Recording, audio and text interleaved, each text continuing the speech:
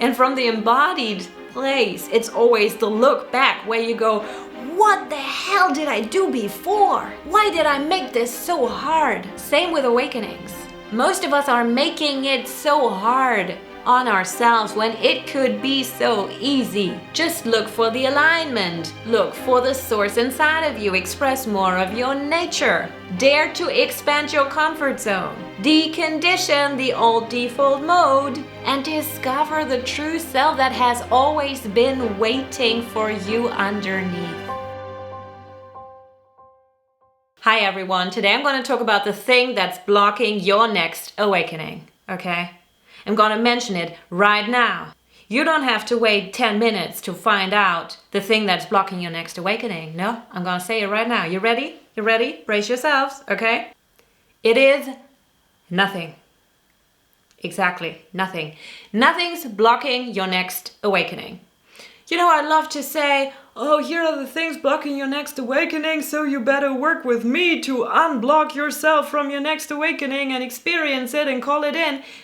No, BS. That's just not how it works. There is nothing that can block an awakening. However, there are things that can block your receptivity, your ability to receive the creative impulses that could potentially lead to an awakening. And here's how I know that nothing can block an awakening experience from occurring. I've never actually told you about my first awakening. It was a major awakening to now experience non-dual awakening. It was crazy. It was, to this day, an experience I have never experienced in the same way again in 10 years. So here's what happened. I was practicing energetic self-help, as I actually almost always do when I experience non-dual awakenings. And I was doing that in a group context. So I was at a workshop for the energetic modality that I practice called Jin Shin Jitsu. And I was not in a good state. I was not in a good place in my life. I was all over the place. I was about to move cities,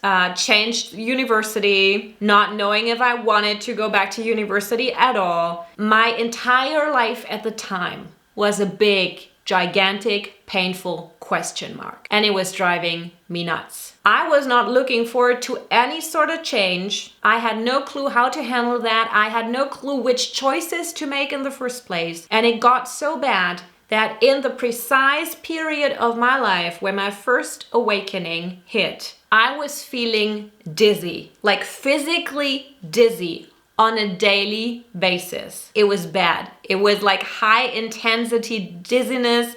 There was no physical reason for it. And it was basically my system expressing being totally ungrounded, not knowing where to stand, being afraid of being unrooted essentially and planted someplace else. And at the time I didn't even know where that was gonna be. So that was a very high anxiety period for me. High anxiety, high fear, high panic, all of that. And it was at this workshop where we all laid down to practice energetic self-help, the specific flow that years later I chose to implement as a daily self-care ritual, which is the main central flow. During that flow, I suddenly woke up.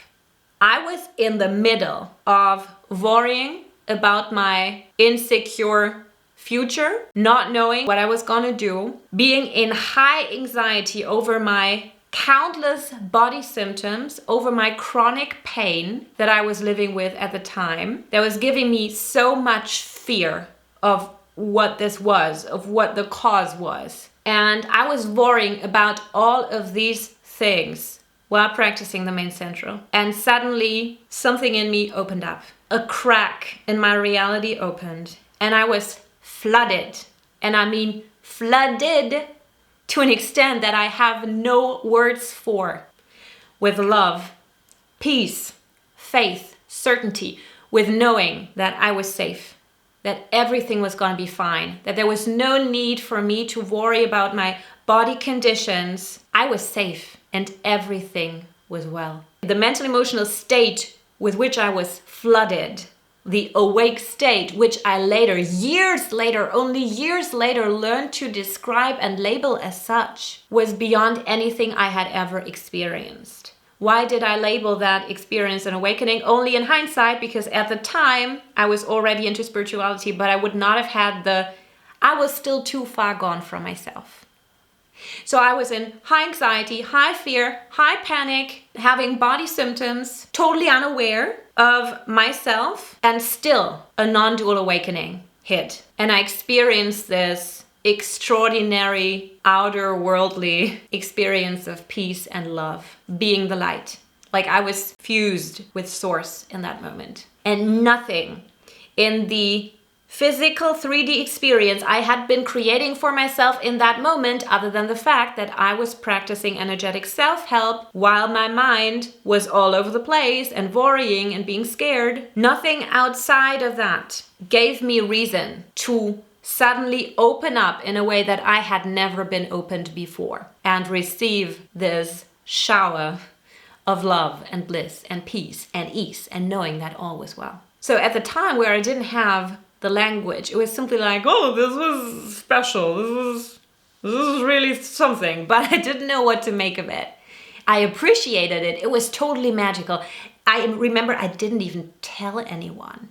I didn't tell anyone about it because I would not have known which words to use to describe an experience that was so beyond anything I had ever known. But I knew that it was true. I knew that it was beyond me because I was flooded with it, because I became it.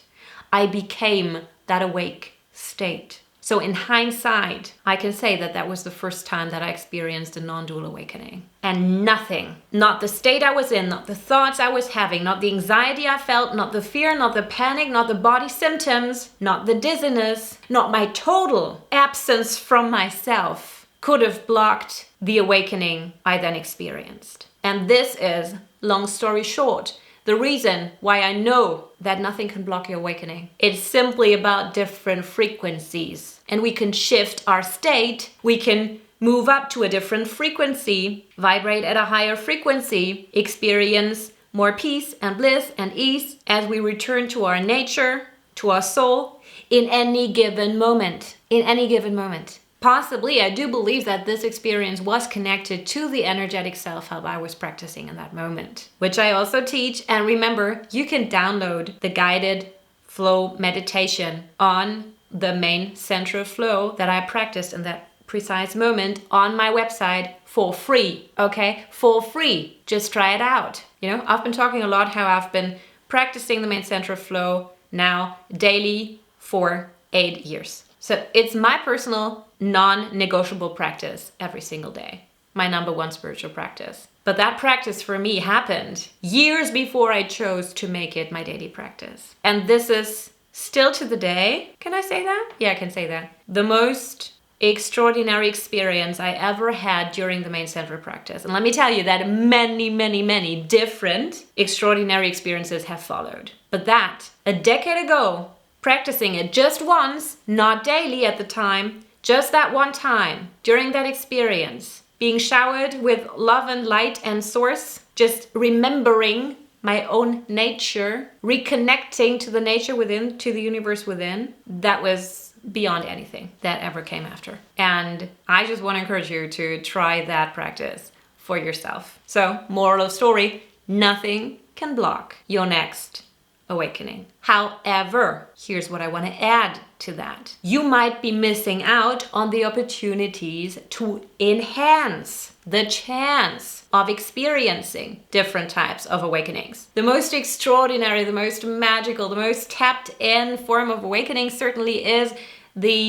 I call it awakening to now experience, or we can also call it a non-dual awakening. So the exact kind of experience that I just described to you, but there are many other forms of awakenings, some of them knowledge awakenings. So that refers to the nudges we get, the epiphanies, the aha moments, the sudden moments of inspiration where creative impulses hit and we are prompted to think a new thought, to act beyond our comfort zone, to try something new, to choose a different path, to follow the good feeling into a greater level of resonance and alignment. And usually that has nothing to do with logic. Often that is the opposite of following our logic. That is what appears illogical to the egoic mind. And still, we are encouraged to follow those creative impulses to enhance our chance of experiencing greater forms of awakenings. And just being generally in a more aware state, tapping into an awake state. So first thing that might keep you from experiencing more awakenings is the fact that you might not be enhancing the chance of experiencing these awakenings. For example, with energy work. Of course, there are other forms, you know, it could be breath work for you, although obviously breath work is another form of energy work. There are many, many, many different energy modalities. That is the means by which I know I am always at a high chance for daily awakenings, like micro awakenings, knowledge awakenings, creative impulses, nudges, downloads, channelings. I'm receiving them on a daily basis. 5 years ago, could not have said that. Different state in my life, less awareness, higher level of self-abandonment at the time. So the more we integrate our shadow, the more we integrate more of our nature and express from our true soul and heart's purpose, the more awakenings we are naturally going to perceive. And this brings me to the second point. You might be enhancing, like occasionally enhancing your everyday life with energetic practices, with breath work, with whatever practice it is for you, but you might not be making a lot of space for stillness for the rest of the day. Empty spaces in your calendar for you to just be and see which impulses, which thoughts arise from just being.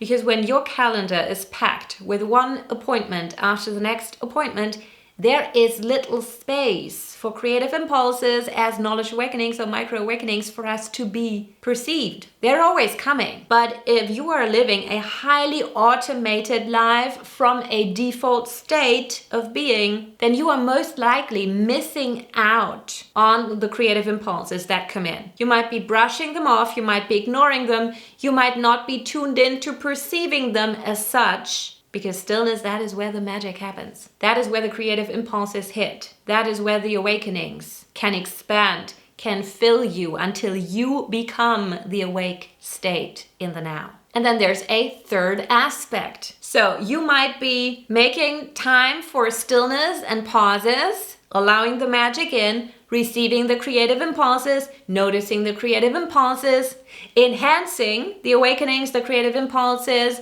with energetic practice and yoga and breath work and whatnot. But you might then not integrate the awakenings. You might tap into the awake state for moments or minutes or hours or weeks, whatever. Good for you. If it's weeks, congratulations. But you might miss out on the integration work that needs to happen after an awakening occurs. After the awake state fades and we are back to the default mode. We are back in our everyday lives, checking the boxes of what a successful day looks like, of what we got to do in order to tell ourselves that now we must be happy because we've achieved all these things. Back to the logistics of the 3D life. And you might be missing the opportunity to take the awakening you have experienced as a seed that you need to plant in your system, which then can grow in the nurturing, energized soil of your true, authentic nature, and then express from that nature, from the seed, to have that seed grow into beautiful trees and flowers from a state of integrated truth, self-integrity. And this happens through actions that we take beyond the comfort zone, through thoughts that we think and cultivate beyond the old programmed belief systems. This happens through mental emotional states that we cultivate by creating the life circumstances that are going to create more of the happy, aligned, grounded, peaceful, blissful states in us, rather than the old default state, which is for many, many people based on the stress responses we learned. The coping strategies we learned in order to manage the limitations, in order to manage the ways in which our nature was threatened, in which our nature could not be expressed. Any moment you are spending in the default state of your life, recreating more of the same, is a moment you are reducing your chances of experiencing aligned, tapped in, peaceful, blissful awakenings. Is a moment you reduce the chance of experiencing, perceiving, and then acting on the creative impulses. What this also means is that the easier it gets, the easier it gets. So the more you are connected to your own truth, to your nature, the more you are grounding yourself in a truthful, awake, aligned state. The less you are buying into the old default state, the more you are deconditioning that state, delinking yourself from that old state, delinking yourself from the 3D reality you used to create from that default state. The more you are naturally making space for the stillness, inviting the magic, perceiving the creative impulses, following through on the creative impulses, enhancing awakening experiences with energy work, with yoga, with breath work, with all of these practices that have us be in tune with our nature, be grounded in ourselves, be embodied. The more you're making space for major awakening experiences to enrich your life, to occur and have you be in an awake state for moments or minutes or hours, and then to integrate these awakening experiences, plant those seeds in order to enhance and embody more of the nature you've uncovered, deconditioning more of the old program, delinking more of the old default state, more of the old identity, more of the old reality that we kept repeating and creating as a result of that. The more you are creating from a new place of being, from your true authentic self, the more you are manifesting what you desire to experience, the more you are creating freedom for yourself. This is the ultimate goal. And more alignment begets more alignment. More stillness, magic, and peace beget more stillness, magic, and peace.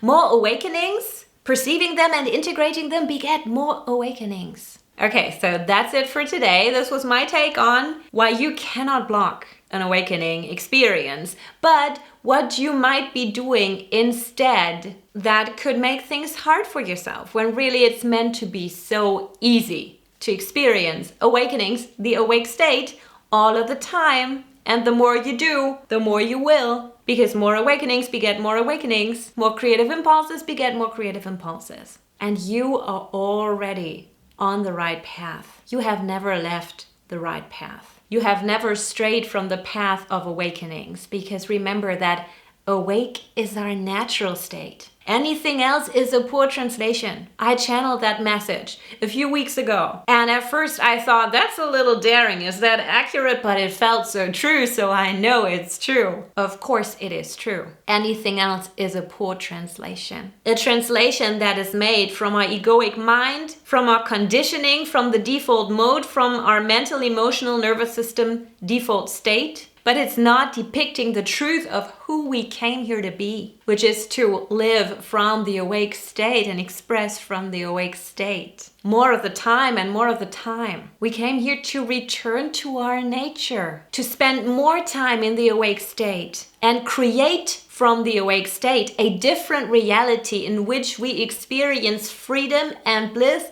and peace and ease, because it is meant to be easy. And I really hope that this video gave you some clarity on the things that you might want to adjust in your everyday life to make more space for your true nature, to live more from your true nature, and as a result, to experience more awakenings.